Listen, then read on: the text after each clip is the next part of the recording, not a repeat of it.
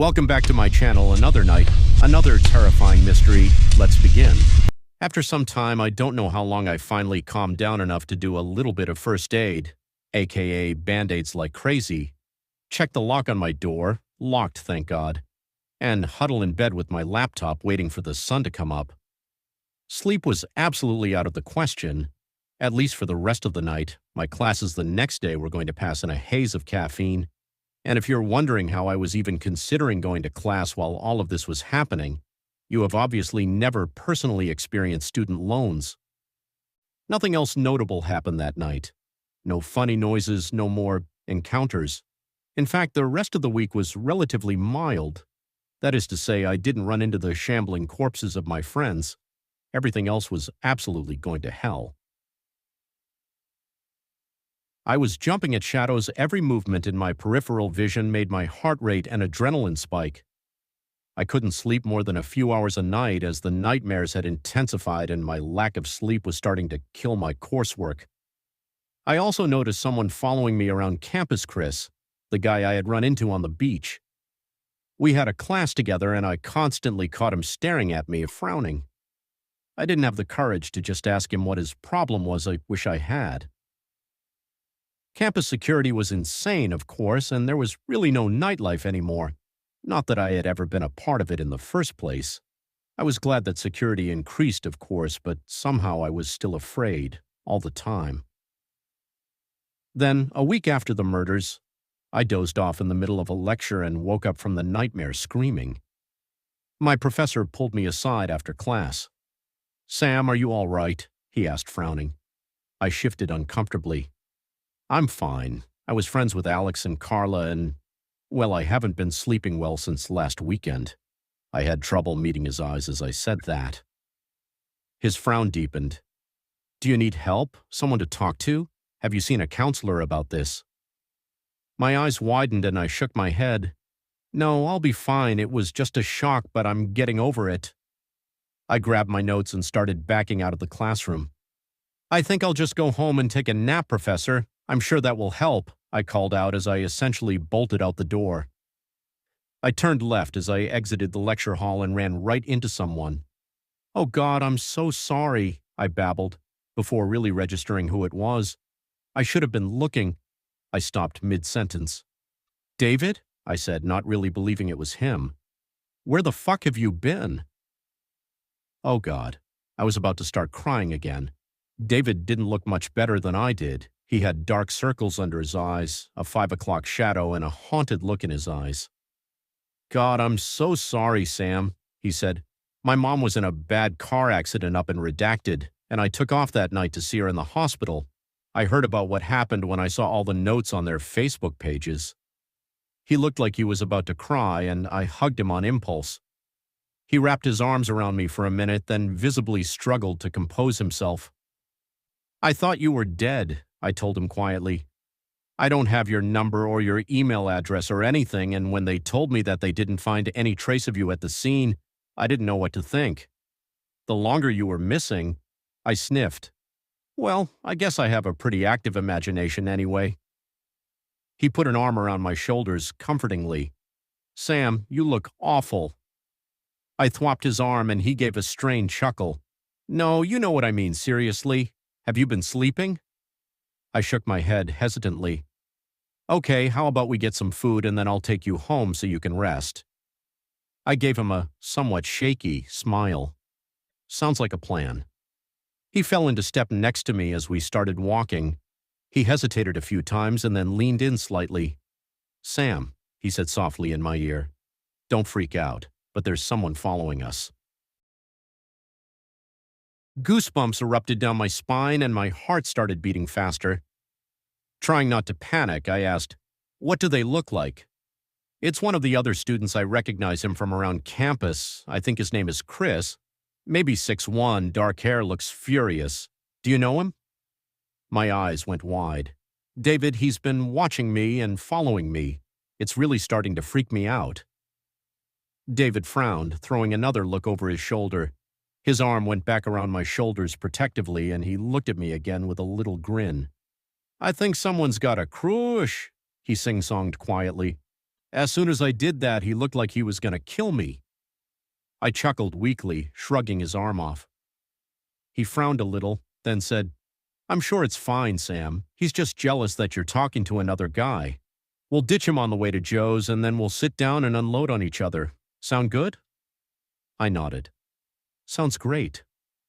We grabbed food from Joe's and sat down to eat on a park bench. It was still light out, there were plenty of people around, and for the first time in what felt like forever, I started to relax. Maybe the professor was right, and I just needed to talk to someone. David spoke up, like he'd read my mind. So, he spoke quietly, almost like a confession. I obviously know what happened, at least what's on the news. And I'll be honest, I'm pretty fucked up about it. That little excursion was my idea. He fell silent and covered his eyes with one hand, breathing deeply. After a moment, he started talking again. I'm sorry, Sam. I don't mean to unload all this bullshit on you. I can tell you've been having a rough time, too. I reached over and grabbed his hand. It's okay, David, I said. We can take turns having breakdowns. You probably won't believe what's been happening with me anyway. So take as long as you want, I added, a tad bitterly. He looked at me askance. Sam, I'm so sorry. At least I've been with my family for the past week. You probably don't have any support system here at all. Have you even been sleeping? He frowned again. Don't be offended, but you kind of look like shit. I choked out a laugh. I definitely feel like shit, I admitted. I haven't been sleeping well. I've been having nightmares, and there's been some other stuff. I shrugged, trying to brush it off. You wouldn't believe me if I told you. Try me. Something in his tone stopped me cold, and the protests I could feel forming on my lips died. He was looking at me, utterly serious, and there was fear, worry, something in his eyes. He's serious, I thought. I can tell him everything. So I did. I told him about the nightmares, the feeling of being watched, the hallucinations I'd had in my apartment and the shower. I told him how Chris had started following me around. I didn't want to use the word stalking, because I knew how much worse it could have been and how he always seemed to be watching me. I told him I thought I was going crazy, like the stress and sadness and horror was all piling on top of me, and I was afraid I was going to be crushed beneath it. I don't know how long I talked, but when I was done, I wiped my eyes on my sleeve and took a deep breath. So I'm pretty much crazy, right? I asked shakily, trying to play it off as one big joke.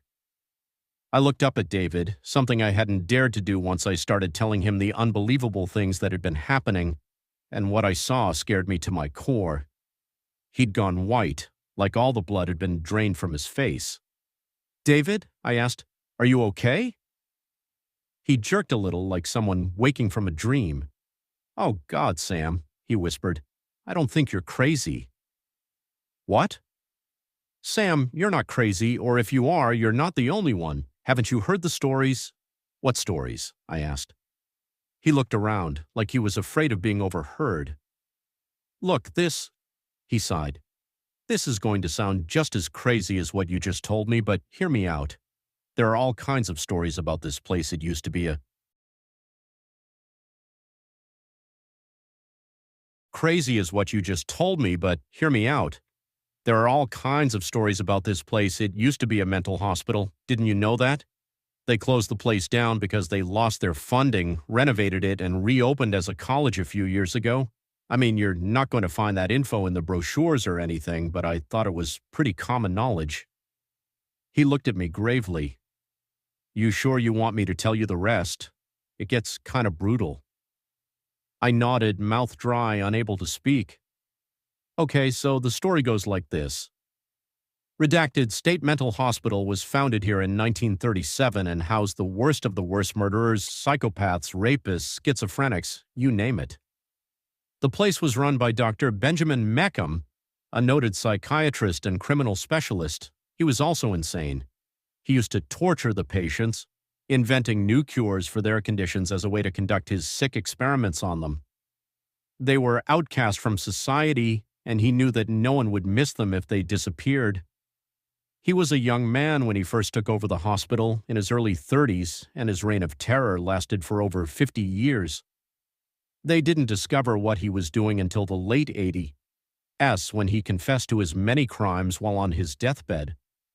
A state investigation was called, and they did find evidence of brutality, unnecessary shock treatments, overdrugging, rape, brain surgery. The list goes on and on. But that's not the worst of it. He fancied himself an amateur surgeon, you see, and he thought that some insanities were contained in afflicted body parts, so he removed them. It was not uncommon in those days to walk down the hall and hear him performing a grisly surgery on one of the patients, unanestheticized. He thought that the physical pain would cancel out the mental pain. The guy was insane. It's safe to say that it didn't, and no one knows how many patients died in surgery, and how many others killed themselves when they couldn't bear the pain of living without arms, without legs. The investigation went on for years, as government-funded projects tend to do, and was finally concluded in 1995, when they found the remains of several former patients buried on the grounds. The hospital, now run by Dr. Meckham's son, fought to remain open, but funding was cut. The remaining patients transferred to other hospitals, and the place closed down for good in 1997. But that's not where the story ends. Construction began shortly after the patients were moved out and the staff transferred to other locations. They just wanted to forget about what had happened. The doctor was dead, his son was found to be innocent of any similar crimes, and the hospital had shut down, so why dwell in the past? The cops went through first, of course, to find any other evidence, but once they were done, they brought in the construction crews. The building needed some work on the structure and a general cleanup and remodel. After all, they didn't want the place to look like an insane asylum. The operating theaters were turned into lecture halls, walls were knocked out in the common areas to make larger classrooms. You get the idea. They even kept the patient housing and turned it into student housing. That's why we get to live there so cheap, I guess. Anyway, the story goes that there was one part of the campus that never got renovated. We know that's true, but the reason why they never renovated it is where you'll think I'm nuts. Just hear me out. See, the part they never renovated, that part is where the doctor used to perform his surgeries. There's some other rooms and offices, of course, but that room, the old operating theater, that's where they say the ghosts of the old patients stay, tied to earth by the horrors they suffered at the hands of that madman. Haven't you ever felt it? That feeling like someone is watching you? You're not imagining it. I feel it too. Lots of people feel it. You should look up this place online sometime. People have documented all kinds of creepy shit. There's regular ghosts, a guy who hung himself in the bell tower, a guy who you can hear calling out for help after midnight from the admin building, but that's not the worst part. He paused for a minute and looked at me, gauging my reaction. I swear I'm not making this shit up, okay? I'm going to sound insane, but I swear I'm not fucking with you and I'm not crazy. I nodded. At this point, I'll believe anything. I said, there's two options here. Either we're both crazy or there's some serious supernatural shit going on. I don't know which one is worse. Just tell me. He took a deep breath and continued. The worst part is the disappearances. Every year, students go missing. Most of the time, it's easily explained they were flunking out, they met someone and ran away. They got too into the party scene and OD'd. But there's too many of them. The administration keeps it all under wraps, and it's hard to really prove anything. But every year, people go missing right around this time of year. There's tons of theories about it, but the most prevalent theory is that Dr. Meckham wasn't finished with his work. He's still here somehow, and when he gets his chance, he takes his next victim. He looked at me. I think that's what happened to Alex, Carla, and Sarah, he continued quietly. They were found in the old operating theater, and the way they died fits with the stories of what he used to do to patients. He looked away. I feel like it's my fault, Sam. I brought it up in the first place. I thought these stories were fun and spooky. I thought it would just be some urban exploring. He sounded like he was going to cry. I never meant for anyone to get hurt. I rubbed his arm consolingly. It's not your fault, David, I told him, and for the record, that does sound crazy. He started to get up. Okay, well, I'm sorry, Sam. I guess we're both crazy then, he snarled. I grabbed his arm, laughing in spite of myself. Geez, David, calm down. It was a bad joke, I said. Come on, I didn't mean it. I'm sorry. It's just, you gotta laugh or cry, right? I just don't know what to think. Was this place really an insane asylum? He sat back down and nodded soberly. Yeah, you can Google it when you get home. I'm sure there's websites that will corroborate what I'm telling you, too. Just think about it, okay? I mean, I guess we could both be going insane, but the fact remains that our friends, well, they're gone, and we're still here. And now you're seeing their ghosts and dreaming about what sounds like Dr. Meekum. I shook my head. I don't know.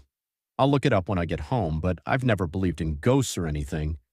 Would I rather believe that some psycho killer is on campus and I'm having a nervous breakdown? Yeah, maybe. I'll think about it, okay?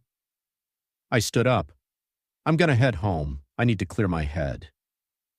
He stood up and said, You're right. Sorry, you're probably exhausted. And it's getting dark. I'll walk with you just in case it is a creepy psycho killer. He grinned weakly. Oh, I said, you're pretty intimidating, all right. He laughed and flexed his arms. Hopefully I don't have to pull out my guns. I shoved him playfully, laughing. He wasn't as weird as I first thought, I said to myself. I guess he was just shy. There was still a lingering feeling of wrongness, I guess, as we walked back to the dorms. It didn't help that his words from earlier kept circling in my head. They even kept the patient housing and turned it into student housing. That's why we get to live there so cheap, I guess. Maybe the things I was seeing were real. I shivered and glanced behind me, catching a glimpse of someone following us. David, I hissed, casually touching his arm. Someone's following us. I think it's that guy, Chris.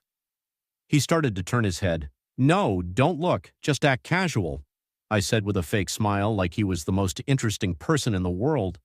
Just make sure he doesn't follow me to my room, okay? David caught on and smiled down at me with a nod. Yeah, no worries. I'll walk you to your door. I glanced behind me once more, but Chris was gone. I didn't know whether that was good or bad. When he was behind me, at least I knew where he was. True to his word, David did drop me off at my door. He told me he'd be downstairs if I needed anything, and he programmed his number into my phone, told me to call him if I needed anything. Now that I was back at home, I wasn't tired at all. I had to find out if he was telling me the truth. I must have spent hours on Google, reading all the stories about our college. He wasn't lying. The more I read, the more it seemed to me that the conclusion was inevitable. My friends had, it seemed, been murdered by an insane ghost. Not that I was ever going to come forward with that particular theory. I went to bed and slept my customary 3-4 hours before waking up screaming. I was afraid to go back to sleep after that. The doctor in my nightmare, who I now knew was Dr. Meekum, had almost reached me and was about to touch my face when I woke up. I needed to solve this, and fast. I spent the rest of the night reading and drinking coffee. As I passed through the kitchenette for the third time, I noticed a business card lying on the tiny counter. I picked it up. It was Detective Collins' card. I had forgotten to call him and tell him David was back in town. I'll have more time to do it in the morning, I thought. Maybe I should tell him about Chris following me around too. Kill two birds with one stone. Making that decision gave me peace of mind. I went to lie down and doze for a while a DVD played on my thankfully unbroken laptop, until I was startled awake by the sound of someone frantically pounding on my door. The nightmares weren't stopping. If anything, they were getting worse. Each night I woke up gasping for air, my body drenched in sweat, the echoes of distant screams still ringing in my ears. But last night was different.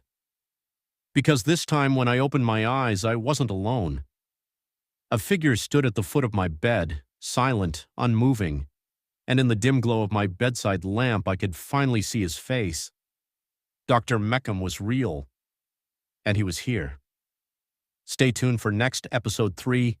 If you enjoyed this mystery, don't forget to like, share, and subscribe for more chilling stories. Who knows? The next mystery might be closer than you think.